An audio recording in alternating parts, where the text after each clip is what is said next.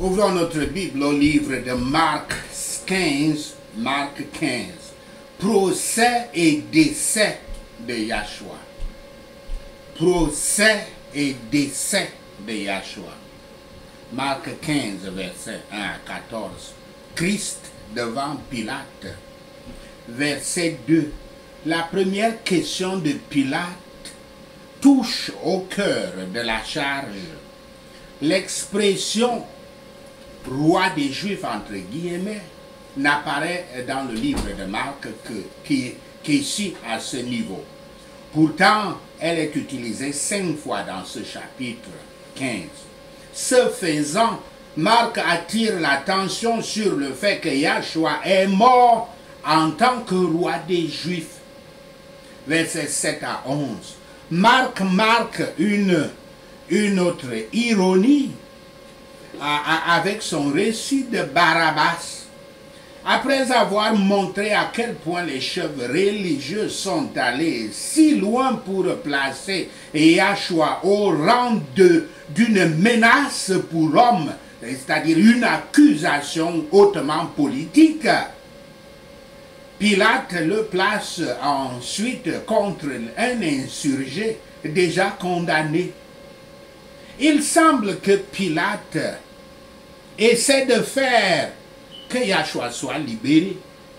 La tentative de Pilate de relâcher Yahshua repose probablement moins sur des motifs d'humanité et de justice que sur son mépris pour les hommes qui malmènent Yahshua, son mépris pour les gens les dirigeants locaux du Sanhédrin de Jérusalem. Car il n'était sûrement pas difficile pour un dirigeant politiquement astucieux de voir que les dirigeants juifs enviaient Yahshua et que toute la procédure était fausse, était tronquée. Ils ont lié le Christ. Il est bon que nous nous souvenions souvent des liens du Seigneur et Yahshua comme lien avec celui qui fut lié pour nous. En livrant le roi, ils livrèrent en effet le royaume de Yahweh qui était don de leur propre consentement retiré d'eux et donné à une autre nation. Christ donna une réponse directe à Pilate, mais ne répondit pas aux témoins, car les choses qu'il prétendait étaient connues comme fausses. Même Pilate lui-même était convaincu qu'elles l'étaient. Pilate pensa qu'il pouvait faire appel pour les prêtres auprès du peuple et que celui-ci délivrerait Yahshua des mains des prêtres. Mais ils étaient de plus en plus sollicités par les prêtres et criaient « Crucifie-le! Crucifie-le » Jugeons des personnes et des choses par leur mérite et par la norme de la parole de Yahweh, et non pas par un rapport commun. La pensée que personne n'a jamais été traité si honteusement, comme la seule personne parfaitement sage et sainte et excellente qui soit jamais apparue sur terre, mène l'esprit sérieux à des vues fortes sur la méchanceté et l'hostilité de l'homme envers Yahweh. Détestons de plus en plus les mauvaises dispositions qui ont marqué la conduite de ces persécuteurs. Marc 15, verset 15 à 21, Christ conduit pour être crucifié. Verset 17 à 18. Le rideau, non, pas le rideau, nous ne sommes pas encore là-bas. Le tissu violet était très cher, de sorte que la couleur mauve est associée à la royauté. La couronne d'épines est une parodie moqueuse de la couronne de laurier de l'empereur César. Le cri des soldats « Salut, roi des Juifs » est une imitation de leur salut, qui était « Salut César l'empereur ». Verset 21. Nous savons que Yahshua avait commencé son chemin vers Golgotha, portant sa propre croix, comme nous le voyons dans Jean 19, verset 17. Mais le fait que Simon soit recruté pour l'aider à la porter, Simon de Cyrène en Afrique du Nord. Donc, le fait que Simon de Cyrène soit recruté pour l'aider à la porter indique que Yahshua devait être très faible à ce stade. Christ rencontra la mort dans sa plus grande terreur. C'était la mort des plus méchants malfaiteurs. C'était la mort réservée aux plus méchants malfaiteurs. Ainsi, la croix et la honte sont assemblées. Yahweh ayant été déshonoré par le péché de l'homme, le Christ lui a fait satisfaction en se soumettant à la plus grande honte de la nature humaine. C'était une mort maudite. C'est ainsi que la loi juive l'a étiqueté dans Deutéronome 21, verset 23. Les soldats romains s'étaient moqués de notre Seigneur Yahshua en tant que roi. Ainsi aussi, dans la salle du grand prêtre, dans le Sanhédrin, les serviteurs s'étaient moqués de lui en tant que prophète et sauveur. La robe pourpre ou écarlate sera-t-elle une question de fierté pour un chrétien? Elle qui était une question de reproche et de honte pour le Christ. Posez-vous cette question. Quand vous voyez la couleur pourpre dans tant d'églises chrétiennes et sur des ministres de l'église, y compris moi-même, ils portaient la couronne d'épines que nous méritions, afin que nous puissions porter la couronne de gloire qu'ils méritaient et qu'ils méritent. Nous étions par le péché passibles de honte et de mépris éternel. Pour nous délivrer, notre Seigneur Yahshua s'était soumis à la honte et au mépris. Il avait été conduit avec les ouvriers d'iniquité, bien qu'il n'ait pas commis de péché. Les souffrances du doux et saint Rédempteur sont toujours une source d'instruction pour le croyant. Donc, à ses meilleures heures, il ne peut être fatigué. Est-ce que Yahshua a ainsi souffert? Et dois-je, moi, vil pécheur, m'inquiéter ou me repousser, me distancer? Dois-je me laisser aller à la colère, à des reproches, à des menaces, en raison des problèmes et des blessures? Pensez-y. Verset 15, Marc 15, verset 22 à 32. La crucifixion. Verset 22. Golgotha est une forme grecque du mot araméen qui signifie crâne. Aucun des auteurs de l'évangile ne fournit l'emplacement ou la description de l'endroit. Ce devait être un espace ouvert qui n'avait certainement pas besoin de description. Les Juifs et les Romains exécutaient habituellement des personnes dans des lieux publics, mais en dehors de la ville. Verset 24. La crucifixion était l'une des formes d'exécution les plus horribles jamais conçues par l'homme. Après avoir été déshabillé et fouetté, lacéré, parce que les fouets avaient des pointes de fer, la victime était fouettée ou clouée à un poteau de bois. La mort survient généralement lentement en raison de l'exposition et de l'épuisement. Dans la mesure où aucun organe vital n'était endommagé, il fallait souvent 2 à 3 jours et même plus pour que le sujet meure. Bien que la mort puisse être accélérée en brisant ses jambes, rendant ainsi la respiration beaucoup plus difficile. La pratique habituelle consistait pour le condamné à porter la barre transversale jusqu'au lieu d'exécution, où il était fixé avec des clous avant d'être hissé sur le poteau verticalement et fixé donc là en permanence. Verset 27. Le lieu où notre Seigneur Yahshua fut crucifié avait été appelé le lieu d'un crâne.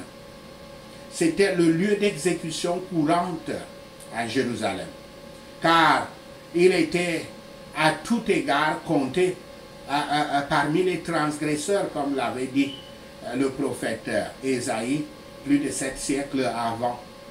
Le mot traduit voleur, voleur signifie probablement insurgé ou rebelle. Peut-être ces hommes faisaient-ils partie du groupe avec lequel Barabbas était impliqué au verset 7. Chaque fois que nous imaginons le Christ crucifié, nous devons nous souvenir de ce qui était écrit au-dessus de sa tête. Il est un roi et nous devons nous abandonner, nous devons nous soumettre pour être ses sujets comme les Israélites en effet. Ils avaient crucifié 2 voleurs avec lui et lui au milieu. Ils avaient donc voulu le couvrir d'un grand déshonneur. Mais il était prédit qu'il devrait être compté avec les transgresseurs, parce qu'il avait été fait, avait été rendu péché pour nous. Même ceux qui passaient se moquaient de lui. Il lui disait de descendre de la croix et il croirait. Mais il n'avait pas cru, bien qu'il leur avait donné un signe, un miracle beaucoup plus convaincant quand il sortit de la tombe. Avec quelle sincérité la personne qui croit fermement à la vérité, telle que connue par les souffrances du Christ, cherche le salut. Avec quelle gratitude la personne recevra-t-elle l'espoir naissant du pardon et de la vie éternelle, tel qu'acheté pour elle par les souffrances et la mort du Fils de Yahweh. Et avec quel chagrin divin la personne pleurera-t-elle les péchés qui ont crucifié le Seigneur de gloire. Marc 15, verset 33 à 41. La mort du Christ. Verset 33, Marc enregistre 2 signes apocalyptiques qui accompagnent la mort de Yahshua. Le premier est étrange. L'étrange et effrayante obscurité pendant 3 heures, de midi à 15 heures. Il ne s'était pas plaint que ses disciples l'avaient abandonné, mais que son Père l'avait abandonné. En cela, spécialement, il avait été rendu péché pour nous. Quand Paul devait être offert en sacrifice pour les saints de service, et pouvait s'égayer et se réjouir dans Philippiens 2, verset 17. Mais c'est une autre chose à offrir en sacrifice, à s'offrir en sacrifice pour le péché des pécheurs. Verset 38. Le second signe apocalyptique de Marc se produit au moment de la mort de Yahshua. Au même instant où Yahshua meurt, le voile du temple se déchire de haut en bas. Souvenez-vous qu'à l'intérieur du temple, il y avait la place qui était considérée comme la plus sainte des saintes places, qui était considérée comme la résidence de Yahweh par les Juifs dans le temple. Et quand la déchirure du voile du temple au rideau du temple représente donc le point culminant du remplacement du motif du temple dans le livre de Marc, comme nous le voyons dans Marc 11, verset 12 à 25, 13, verset 2, 14, verset 58. Cela exprimait la terreur aux Juifs non-croyants et était un signe de la destruction de leur Église et de leur nation qui sera effective en l'an 70. Cela réconforte également tous ceux qui croient au Christ, car cela signifie que le sang de Yahshua ouvre une voie nouvelle et vivante vers les saints. La mort de Yahshua enlève la barrière par rapport au lieu très saint, ouvrant ainsi la porte à tous, la porte qui conduit vers Yahweh. Verset 39. La mort de Yahshua a un effet immédiat sur l'une des personnes les plus proches de lui. Plus proche, c'est-à-dire ceux-là même qui l'avaient torturé, l'avaient crucifié et qui restaient là pour garder et le voir mourir, jusqu'à le voir mourir. Un centurion romain. Un centurion romain. Bien que les foules se soient moquées et raillées de Yahshua pendant qu'il était suspendu à la croix, le centurion vit la façon dont Yahshua mourait et il fut convaincu de sa piété. Le fait qu'un gentil, un païen, soit le premier à reconnaître que le statut de Yahshua en tant que fils de Dieu est confirmé par sa souffrance est tout à fait significatif. En fait, cela préfigure l'expansion de la mission évangélique au-delà des Juifs dans les nations des gentils, les nations païennes. Versets 40 à 41. Marc présente un groupe de femmes disciples. 3 sont nommées Marie-Madeleine, Marie, mère de José, et Salomé, qui observent la mort de Yahshua de loin. Les membres de leur groupe seront également à son enterrement. Le groupe des femmes seront également à son enterrement et plus tard à la tombe vide, qu'ils découvrent vide.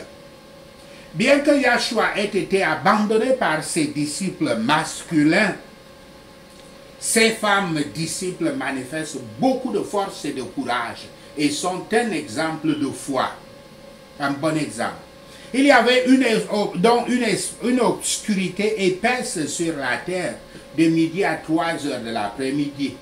Les Juifs faisaient tout leur possible pour éteindre le soleil de la justice, Yahshua Christ. Les ténèbres signifiaient la nuée sous laquelle se trouvait l'âme humaine du Christ lorsqu'il en faisait une offrande pour les péchés. La confiance avec laquelle le Christ s'était ouvertement adressé à Yahweh en tant que son Père et avait confié son âme entre ses mains semblait avoir grandement affecté le centurion romain. Les vues justes du Christ crucifié réconcilieront le croyant à la pensée de la mort. Il désire voir, aimer et louer comme il se doit ce Sauveur qui a été blessé, transpercé pour le sauver de la colère à venir. Marc 15, versets 42 à 47. Son corps est enterré. Versets 42 à 47, donc. Les Romains n'autorisaient pas toujours les enterrements des criminels exécutés, mais plutôt laissaient souvent les corps sur la croix pourrir et être dévorés par les animaux et les oiseaux sauvages. Mais les Juifs croyaient qu'une sépulture rapide et descente des morts, y compris les morts des ennemis et des criminels, était un acte de piété. Nous sommes ici pour assister à l'enterrement de notre Seigneur Yahshua. Oh, que nous puissions par grâce être plantés dans sa ressemblance. Joseph d'Arimathée était celui qui attendait le royaume de Yahweh. Ceux qui espèrent une participation à ces privilèges doivent posséder la cause du Christ quand elle semble être écrasée. Cet homme, Yahweh l'avait levé pour ce service. Il y avait une providence spéciale que Pilate devait être si strict dans son enquête qu'il ne pouvait y avoir aucune prétention à dire que Yahshua était vivant. Pilate avait donc laissé partir Joseph pour faire descendre le corps de Yahshua et faire ce qui lui plaisait. Certaines des femmes avaient observé la descente du corps de Yahshua afin qu'elles puissent venir après le sabbat pour oindre le cadavre, car elles n'avaient pas le temps de le faire avant. Le sépulcre du Christ avait été particulièrement remarqué car il devait ressusciter. Donc, ça veut dire qu'il était gardé, parce que les Juifs savaient qu'il devait ressusciter et ils devaient l'empêcher. Et c'est ça qu'ils avaient certainement dans la tête. Et il n'abandonnera pas ceux qui ont confiance en lui et qui l'invoquent. La mort, privée de sa piqûre, mettra bientôt fin aux douleurs du croyant, comme elle a mis fin à celle du Sauveur. Sachez ceci, et le Seigneur Yahweh vous bénira. Amen. Alléluia. Prenons ces points de prière. Tout prêtre, tout principal prêtre, ancien, responsable et autorité, ayant pris leur disposition, m'ayant lié, m'ayant amené, m'ayant remis aux pécheurs pour être tués, rencontrer la colère de Yahweh au nom de Yahshua le Messie. À cause de ma royauté, je resterai silencieux, ne répondrai pas aux faux témoignages des témoins corrompus au nom de Yahshua le Messie. Tout ennemi qui veut que je meure comme substitut de la mort d'un criminel reçoit la malédiction du sang sur toi et sur tes descendants au nom de Yahshua le Messie. Tout ennemi qui veut que je sois torturé et crucifié pour étancher sa jalousie, Père Yahweh, occupe-toi de lui au nom de Yahshua le Messie. Toi, Pilate, plus intéressé à satisfaire la foule de mes ennemis qu'à rendre justice, que la malédiction du sang tombe sur toi au nom de Yahshua le Messie. Tous tortionnaires et moqueurs qui me frappent avec le bâton et qui crachent sur moi avant de me crucifier, Père Yahweh, occupe-toi d'eux avec colère au nom de Yahshua le Messie. Seigneur Yahshua, merci que par ta mort, tu as déchiré le rideau du temple en deux, de haut en bas, au nom de Yahshua le Messie. Car depuis ce centurion qui avait vu comment tu étais mort et avait dit, cet homme est certainement le Fils de Dieu, jusqu'à ce jour, les gentils remplissent ton église et reçoivent le Saint-Esprit au nom de Yahshua le Messie. Seigneur Yahshua, donne-moi la force et le courage de ces femmes qui t'ont vu souffrir et mourir et étaient allées à ta sépulture vide et au tombeau vide. Merci Seigneur Yahweh d'avoir entendu nos prières. Merci Père pour tes réponses à nos prières. Seigneur, nous te rendons gloire, nous te louons, nous t'adorons, nous bénissons ton Saint-Nom. Au nom de Yahshua le Messie, nous prions. Amen. Alléluia.